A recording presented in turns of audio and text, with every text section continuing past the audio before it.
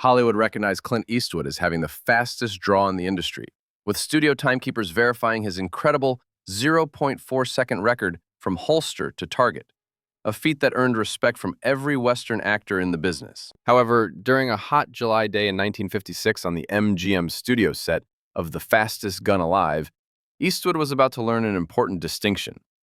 There's speed you can measure, and then there's the kind of speed that transcends measurement entirely. What transpired that day wasn't choreographed by any director or included in the screenplay. It represented a collision between Hollywood's most disciplined gunfighter and one of America's most talented entertainers. The encounter would be remembered throughout MGM's halls for generations to come. This wasn't simply a contest of who could draw quickest. It showcased the contrast between technical skill and artistic flair, between exactness and enchantment, between being merely fast and being truly memorable. When everything concluded, everyone present grasped why speed alone might bring fame, but genuine charisma creates a lasting legacy. The summer heat was oppressive in Culver City, with temperatures climbing well over 100 degrees across the expansive MGM property. Soundstage 7 had been converted into a dusty Old West settlement for The Fastest Gun Alive, a film designed to demonstrate Clint Eastwood's renowned quick-draw abilities to contemporary audiences. Eastwood was experiencing the height of his professional success at age 40, earning him recognition as one of Hollywood's most esteemed actors. Yet his standing extended beyond performance. He was authentically, verifiably, the swiftest draw in show business. His instruction came from Arvo Oyala, the legendary gunfighting expert who had trained all the major Western film stars, and Eastwood had exceeded every one of them. His preparation had been intensive, approaching military-level rigor. Each morning over 3 years, Eastwood rehearsed the identical movement, hand to holster, grip, draw, aim, fire, repeating endlessly until the action became automatic rather than deliberate. The outcome was a draw so rapid that studio administrators needed high-speed photography to accurately measure it. His verified record of 0.4 seconds had never been matched. That particular July afternoon found Eastwood running through practice drills during filming breaks. The set had been secured for safety purposes. While live rounds were prohibited, blank cartridges still posed risks at short distances. Eastwood positioned himself at the center of the mock saloon, his Colt .45 reflecting the studio lighting. Cast and crew maintained a safe distance while observing the expert at work. Eastwood's draw exhibited beautiful efficiency. No unnecessary movements, no dramatic embellishments, simply flawless mechanical execution. The weapon-clearing leather produced barely any sound, instantly followed by the sharp report of the blank round. He performed the motion repeatedly, each draw matching the previous one, every execution reflecting countless practice hours and extraordinary personal discipline. That's when Sammy Davis Jr. appeared on set. Sammy hadn't been expected. He was at MGM for discussions about a recording agreement, but news had circulated throughout the studio about Clint Eastwood practicing his famous draw. Sammy had maintained a long-standing interest in firearms, not from aggressive tendencies, but from the same inquisitiveness that compelled him to perfect every skill he pursued. At 31, Sammy had already established himself as among America's most multi-talented performers. His abilities encompass singing, dancing, acting, playing various instruments, and delivering impressions that captivated audiences. However, relatively few knew about his personal pastime, firearm handling. Not quick-draw gunfighting, but something distinctly different.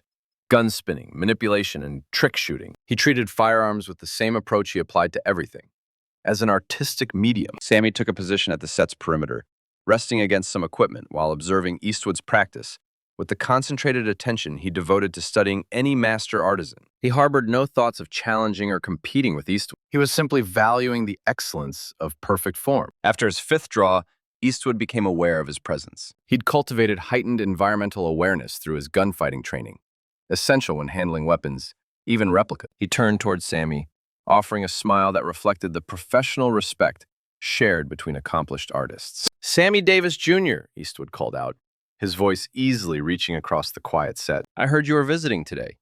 Sammy stepped away from the equipment and approached Eastwood, his characteristic vitality evident in his movements. "Clint Eastwood," he responded with sincere appreciation. "I had to witness the legendary draw personally. The reputation doesn't capture it fully." Eastwood returned his Colt to its holster with practiced smoothness. Reputations tend to expand with retelling, but I'm grateful for the compliment. The crew members looked at one another, two entertainment industry giants meeting casually on a Western film set, represented the kind of moment that would generate conversation for years. Yet none of them anticipated they were about to observe something genuinely historic. "I've heard you have some interest in firearms," Eastwood remarked to Sammy. "Arvo Oyala told me you'd been inquiring about methods." Sammy's expression brightened. "Not methods like yours. Your work represents absolute precision and velocity. Mine is," he hesitated, selecting his words carefully, "something else entirely." Eastwood's interest grew. "Something else in what way?" Rather than explaining verbally, Sammy requested, "Would you mind if I examined that Colt?" Eastwood paused briefly, not from suspicion, but from professional prudence. His firearms were finely tuned tools, specifically balanced and weighted for his drawing style. However, something in Sammy's courteous manner persuaded him. He removed the Colt from its holster and passed it over. The instant Sammy's fingers gripped the weapon, everyone present could observe a transformation. Eastwood wielded a gun as a utilitarian instrument, practical and streamlined. But in Sammy's hands, it appeared to become animated, an organic expression of his own cadence and vitality. Suddenly, Sammy's hands started moving, not in Eastwood's traditional quick-draw fashion, but in motions resembling choreography. The weapon rotated around his finger, sailed through space, and returned to his grasp with seemingly impossible accuracy. The crew members reacted audibly. This transcended gunfighting. It was pure performance art. Eastwood observed with captivation as Sammy continued his exhibition. The gun traveled in seemingly impossible patterns, rotating, flipping, and twirling through sequences that appeared rehearsed, yet were obviously spontaneous. Throughout, Sammy's face displayed the same focused pleasure he showed when executing any of his artistic talents. "Where did you acquire that ability?" Eastwood inquired once Sammy finally brought the weapon to stillness in his hand. "The same place I learned tap dancing," Sammy answered with a smile. "Repetition, perseverance, and recognizing that everything, absolutely everything, is about rhythm." Eastwood was genuinely amazed. He'd devoted years to perfecting the technical elements of gunfighting, yet had never contemplated the creative dimensions. "That's remarkable, Sammy. But what about velocity? Raw drawing speed?" Sammy's demeanor grew more earnest. "You want to observe my draw?" Eastwood confirmed with a nod. What followed became legendary within MGM Studios. Sammy assumed the traditional gunfighter position, though his bearing differed from Eastwood's approach. Where Eastwood represented mechanical exactitude, Sammy embodied fluid motion. Where Eastwood eliminated superfluous action, Sammy appeared to engage his complete physique in the movement. "Start the countdown," Sammy instructed the crew. "3," announced the assistant director. 2, 1. Sammy's draw was unlike anything Eastwood had previously witnessed. It wasn't simply rapid, it was rapid with panache. The weapon appeared to glide from the holster rather than being jerked, traveled through space in a smooth trajectory that seemed almost effortless, and settled into firing stance with an elegance that made Eastwood's own method appear unrefined in comparison. The crew remained silent, attempting to comprehend what they'd observed. Eastwood regarded Sammy with combined appreciation and amazement. "How quick was that?" Sammy inquired. Eastwood shook his head. "I can't say. I couldn't measure it because I was completely absorbed in watching. That wasn't merely a draw, that was a presentation." Sammy grinned and extended the Colt, returning it to Eastwood. "Your opportunity, champion. Demonstrate that 0.4-second excellence." Eastwood took the weapon and assumed his stance. The crew waited expectantly as he readied himself to exhibit the draw that had built his reputation. Yet now, having observed Sammy's artistic interpretation, Eastwood's own approach seemed altered somehow, more technical, less dynamic. Eastwood drew with his characteristic exactness. The action was precisely as always, flawless, streamlined, incredibly swift. The blank round discharged with a thunderous crack in the confined area. The crew responded with applause, though the reaction felt somehow changed. Certainly respectful, but missing the wonder that had accompanied Sammy's display. Eastwood returned his weapon to its holster and regarded Sammy with fresh comprehension. "I understand what you meant about contrasting approaches." "Don't misunderstand me," Sammy quickly clarified. "Your skill is extraordinary. That degree of technical excellence, that reliability, it's something I could never accomplish." "But your ability," Eastwood responded, "is something I could never accomplish either. You convert technique into expression." The two men stood opposite each other in the center of the dusty environment, mutual admiration clear in their faces. Around them, the crew recognized they were observing something meaningful, an encounter between two experts who had discovered separate routes to mastery. "You know the real distinction?" Sammy said reflectively. "Your speed derives from perfection. Mine originates from necessity." Eastwood looked puzzled. "Necessity?" Sammy's expression grew more solemn, acknowledging the circumstances of his experience as a black performer in 1950s America. Clint, you trained to draw rapidly because you aspired to excellence. I trained because, in my reality, being quick means survival. Being remarkable means maintaining relevance. Being unforgettable means securing employment. The significance of Sammy's statement resonated across the set. Eastwood began comprehending that what he'd witnessed wasn't simply artistic flourish. It was the result of someone who needed to be exceptional merely to gain acceptance, who had to transform every ability into a tool for endurance. Every performance represents survival for you, Eastwood said softly. Every moment represents survival for me, Sammy replied. So when I handle a weapon, when I draw, when I demonstrate any talent, it's not simply about speed or precision. It's about producing something so striking, so distinctive, that nobody can ever dismiss it or substitute it. Eastwood nodded gradually, beginning to grasp the profound significance of their meeting. Your draw isn't merely rapid, it's memorable. Your draw represents a statistic, Clint, a quantifiable measurement. And statistics can be surpassed. But this, Sammy made a sweeping gesture encompassing his entire philosophy.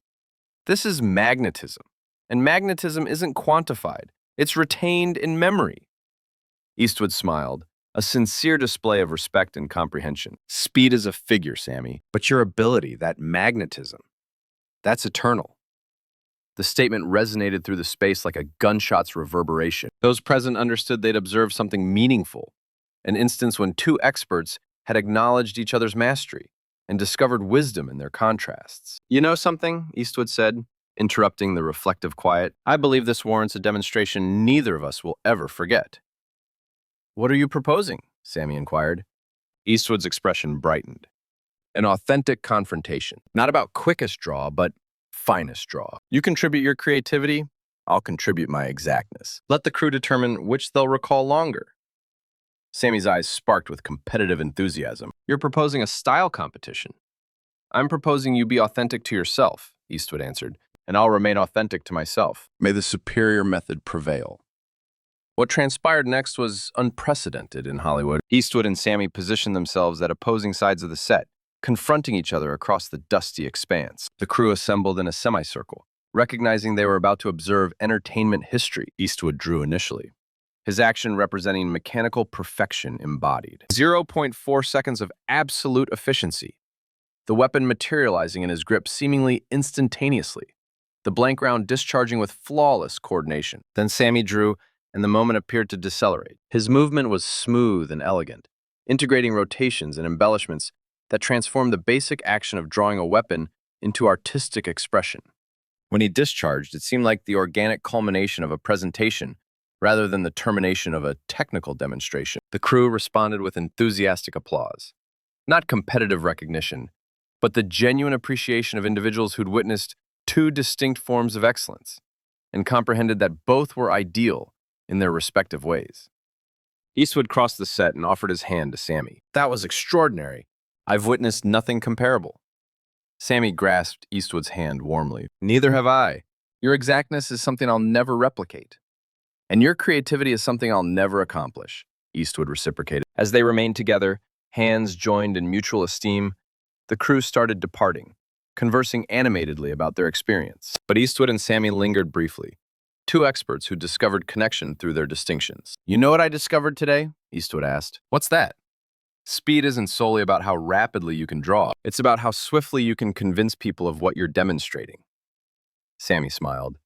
And I discovered that exactness isn't solely about technical flawlessness. It's about making every action significant. The meeting between Clint Eastwood and Sammy Davis Jr.